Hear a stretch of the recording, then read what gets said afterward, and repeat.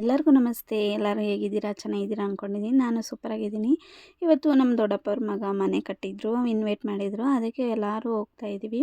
ಹೋಗೋ ದಾರಿಲಿ ಮನೆಗೊಂದು ಗಿಫ್ಟ್ ತೊಗೊಳ್ಳೋಣ ಅಂತ ಹೋದೆ. ಗಡಿಯಾರ ಸೆಲೆಕ್ಟ್ ಮಾಡಿದೆ, ಆದರೆ ಯಾಕೋ ಇಷ್ಟ ಆಗಲಿಲ್ಲ ಡಿಸೈನ್ಸ್ ಎಲ್ಲ ಅಂದ್ಬಿಟ್ಟು ಒಂದು ರಾಧಾಕೃಷ್ಣ ಫೋಟೋ ತೊಗೊಂಡು ಅದು ಗಿಫ್ಟ್ ಪ್ಯಾಕ್ ಮಾಡಿಸ್ಕೊಂಡ್ವಿ.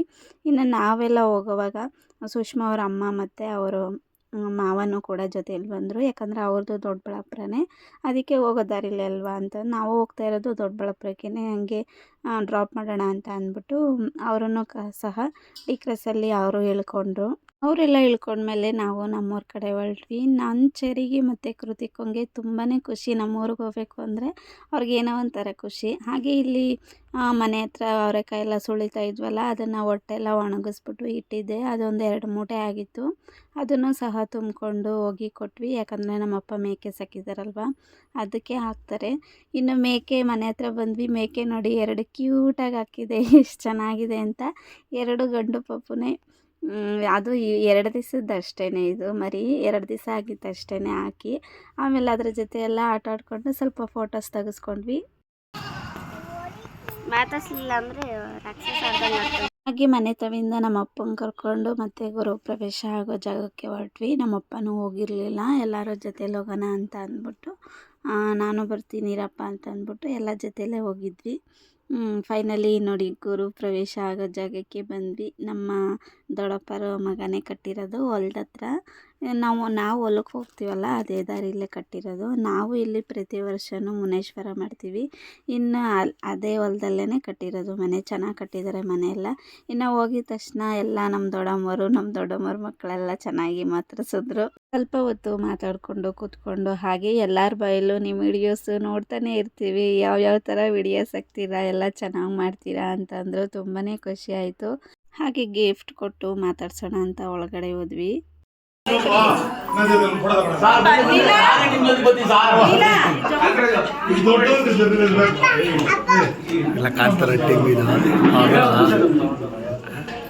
ಇನ್ನು ಇವ್ರ ಮನೆಯೇ ಗೃಹಪ್ರವೇಶ ಆಗ್ತಿರೋದು. ತುಂಬ ಚೆನ್ನಾಗಿ ಇನ್ವೈಟ್ ಮಾಡಿದ್ರು.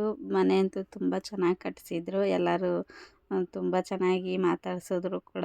ಇನ್ನು ನಾನು ಮನೆಯೆಲ್ಲ ನೋಡಿಕೊಂಡು ಸ್ವಲ್ಪ ಹೋಗಿದ್ದೆ ಮನೆ ಆಲ್ಟ್ರೇಷನ್ ಮಾಡೋವಾಗ. ಅಂದರೆ ಇನ್ನೂ ಪ್ಲಾಸ್ಟಿಂಗು ಟೈಲ್ಸ್ ಎಲ್ಲ ಹಾಕಿದ್ರು, ಅವಾಗೆಲ್ಲ ಹೋಗಿ ನೋಡಿದ್ದೆ. ಆದರೂ ಫುಲ್ ಕಂಪ್ಲೀಟ್ ಆದಾಗ ನೋಡಿದ್ರೇ ಒಂಥರ ಚೆಂದ. ನಾನು ಎಲ್ಲ ಕಡೆ ಪ್ರತಿಯೊಂದು ಮನೆಗೆ ಹೋದಾಗೂ ನಮಗೂ ಆಸೆ ಆಗುತ್ತೆ, ನಾವು ಯಾವಾಗ ಈ ಥರ ಮನೆ ಕಟ್ತೀವೋ ಅಂತ. ಎಲ್ಲ ಕಂಪ್ಲೀಟಾಗಿ ನೋಡ್ಕೊಂಡು ಇನ್ನು ಹೊರಗಡೆ ಬಂದೆ. ಹೊರಗಡೆ ನಮ್ಮ ದೊಡ್ಡಮ್ಮನ ಮಗಳು ಕ್ಲಾಸ್ ತಗೊತಾ ಇದ್ದಾರೆ.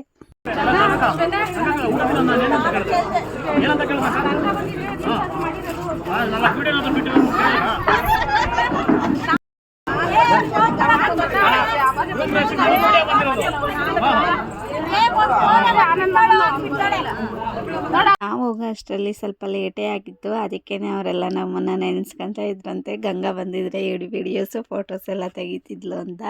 ಅದನ್ನೇ ನಮ್ಮ ಚಿಕ್ಕಮ್ಮಂದಿರು ನಮ್ಮ ದೊಡ್ಡಮ್ಮನ ಹತ್ರ ಎಲ್ಲ ಮಾತಾಡ್ಕೊಂಡು ನಗಾಡ್ತಾ ಇದ್ವಿ. ಇನ್ನು ಅಲ್ಲೆಲ್ಲ ಮಾತಾಡ್ಕೊಂಡು ಊಟಕ್ಕೆ ಬಂದ್ವಿ. ಊಟ ಮಾಡೋಣ ಅಂತ. ಅಡುಗೆನೂ ಅಷ್ಟೇ ತುಂಬ ಚೆನ್ನಾಗಿ ಮಾಡಿದರು. ಹೋಳಿಗೆ ಮತ್ತು ಇದು ಪೂರಿ, ಸಾಗು, ಬೇಳೆ ಸಾಂಬಾರು ಮಾಡಿಸಿದ್ರು. ತುಂಬಾ ಚೆನ್ನಾಗಿತ್ತು ಊಟ ಮಾತ್ರ. ಅಲ್ಲಿ ಊಟ ಎಲ್ಲ ಮುಗಿಸ್ಕೊಂಡು ಸ್ವಲ್ಪ ಮಾತಾಡಿಕೊಂಡು ಅರಿಶಿನ ಕುಂಕುಮ ತಗೊಂಡು ಇನ್ನೂ ಹೊರಡೋಣ ಅಂತ ಹೊರಡ್ತಿದ್ವಿ. ನಮ್ಮ ಫ್ರೆಂಡ್ ಸಿಕ್ಕಿದ್ರು. ಒಂದು 10 ನಿಮಿಷ ಅವ್ರ ಹತ್ರನೂ ಕೂಡ ಮಾತಾಡ್ಕೊಂಡು. ತೊಗರಿಕಾಯಿ ಏನು ಕಾಯಿ ಇದು? ತೊಗರಿಕಾಯಿ. ಬಾ. ಹೊಲದ ಮುಂದೆನೇ ತೊಗರಿಕಾಯಿ ಗಿಡ ಹಾಕಿದ್ರು. ಅದನ್ನು ಚರಿ ಒಂದು ಸ್ವಲ್ಪ ಎಳೆದು ಕಿತ್ಕೊಂಡಿದ್ದ. ಅದೇನೋ ಅಂತ ಅವನಿಗೆ ಗೊತ್ತಿರಲಿಲ್ಲ. ಅದಕ್ಕೆ ಅವನಿಗೆ ತೊಗರಿಕಾಯಿ ಮಗ್ನೆ ಅಂತ ಹೇಳ್ಕೊಟ್ಟೆ. ಹಾಗೆ ನಮ್ಮ ಅಪ್ಪನ ಹತ್ರ ಸ್ವಲ್ಪ ಹೊತ್ತು ಮಾತಾಡಿಕೊಂಡು ಹಾಗೆಯೇ ಅಲ್ಲಿ ರೋಡಲ್ಲಿ 1-2 ರೀಲ್ಸ್ ಮಾಡ್ಕೊಂಡು ಇನ್ನು ಮನೆ ಕಡೆ ಹೊರಟ್ವಿ. ಹೊಲದಲ್ಲಿ ಬೆಳೆದಿರೋ ಅವರೆಕಾಳನ್ನ ಕ್ಲೀನ್ ಮಾಡ್ತಾಯಿದ್ರು ನಮ್ಮಮ್ಮ.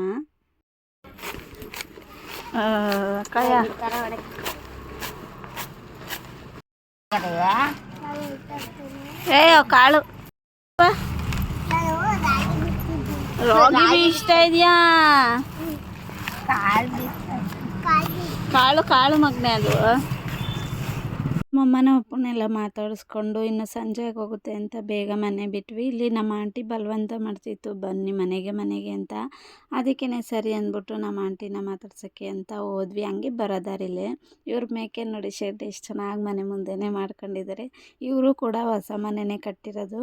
ಇವರು ಗುರುಪ್ರವೇಶಕ್ಕೆ ಕರೆದಿದ್ರು, ಹೋಗಿರಲಿಲ್ಲ. ಅದಕ್ಕೆ ನಮ್ಮ ಆಂಟಿ ಬೈತಾಯಿತ್ತು, ಅವತ್ತಿಂದ ಇವತ್ತಿನವರೆಗೂ ಬರಲಿಲ್ಲ ಬನ್ನಿರಿ ಅಂತ ಅಂದ್ಬಿಟ್ಟು. ಸರಿ ಅಂದ್ಬಿಟ್ಟು ಅವ್ರ ಮನೆಗೆ ಹೋಗಿ ಒಂದು ಸ್ವಲ್ಪ ಹೊತ್ತು ಇದ್ದು ಮಾತಾಡಿಸ್ಕೊಂಡು ಬಂದ್ವಿ.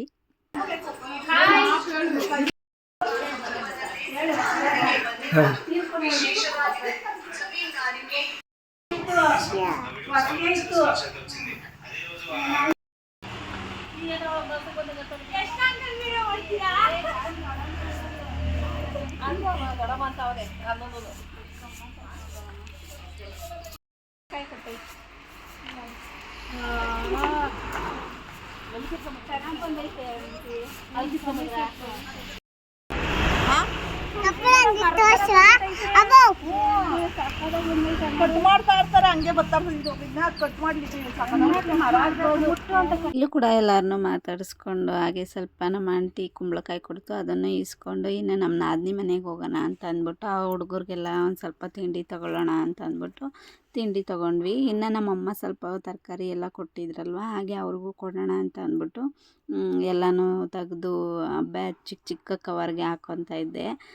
ನಮ್ಮಮ್ಮ ಪ್ರತಿ ಸಲ ನಮ್ಮಪ್ಪನ ಹೋದಾಗ ಏನಾದರೂ ಕಟ್ ಕಳಿಸ್ತಾನೆ ಇರ್ತಾರೆ.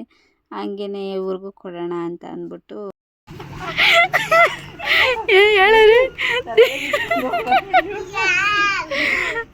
ದೀಪಾಪುರದಲ್ಲಿದ್ದೀವಿ.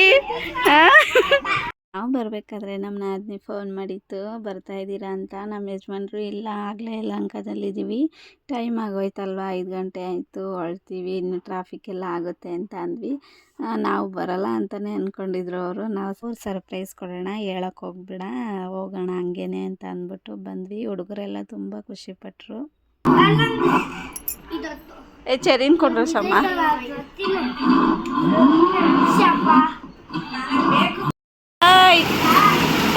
ಈಚು ಕೊಲ್ಟೋಗ್ಬಿಟ್ಟಿರ, ಹಿಂಗೆ ತಿರುಗ್ಸ.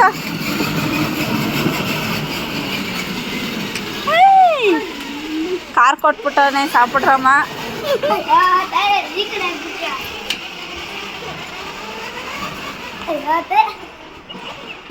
ಯಾಕೆ ಹಂಗೆ ಹೋಗಲ್ವೇನೋ?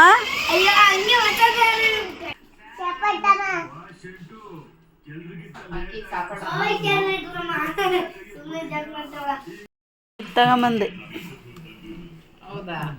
ವೆಜಿಟೇಬಲ್ ಪಪ್ಸ್ ತಂದಿದ್ದೀನಿ ನೋಡು, ನೀವು ತಿಂದೆ. ಇವಾಗ ಅಲ್ಲಿಂದ ಟೀ ಕುಡಿಯೋಕೆ ಬಂದಿದ್ದೀಯ ಅಂತ.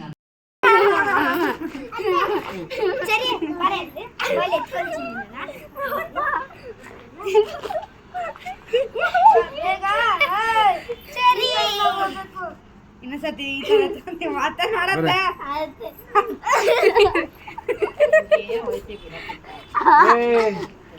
ಇಲ್ಲಿ ನಮ್ಮ ರಚನಾ ಮತ್ತೆ ನವ್ಯ ಬಿಡ್ತಾರ, ನಮ್ಮ ಅಮ್ಮನ ಇಲ್ಲೇ ಇರ್ರಿ ಅಂತ ಈರ್ಸ್ಕೊಂತವ್ರೆ.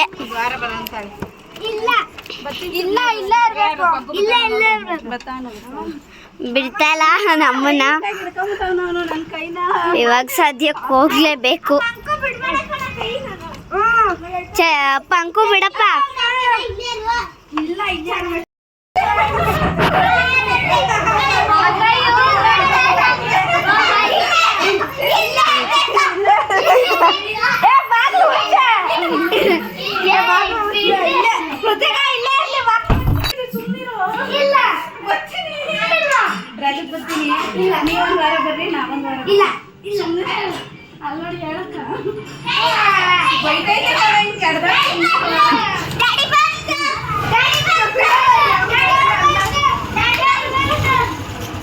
ಹುಡುಗರಿಗಂತೂ ನಮ್ಮನ್ನು ಕಳಿಸ್ಕೊಡೋಕ್ಕೆ ಇಷ್ಟ ಇರಲಿಲ್ಲ, ಅಷ್ಟು ಬಲವಂತ ಮಾಡ್ತಿದ್ರು. ಸ್ಕೂಲೆಲ್ಲ ಇದ್ದಿದ್ದಕ್ಕೆ ನಾವು ಇನ್ನೊಂದ್ಸಲಿ ಬರ್ತೀವಿ ಬಿಡು ಅಂತ ಅವನ್ನ ಸಮಾಧಾನ ಮಾಡಿ ಆಮೇಲೆ ಹೊರಟ್ವಿ.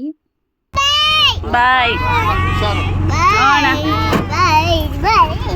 ಬಾಯ್ ಪಂಕು.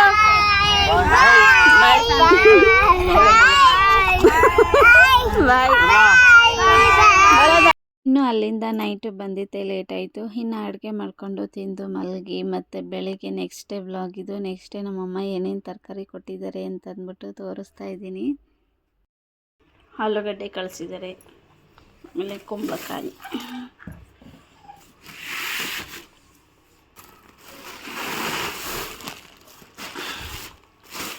ಇದೇನಿದು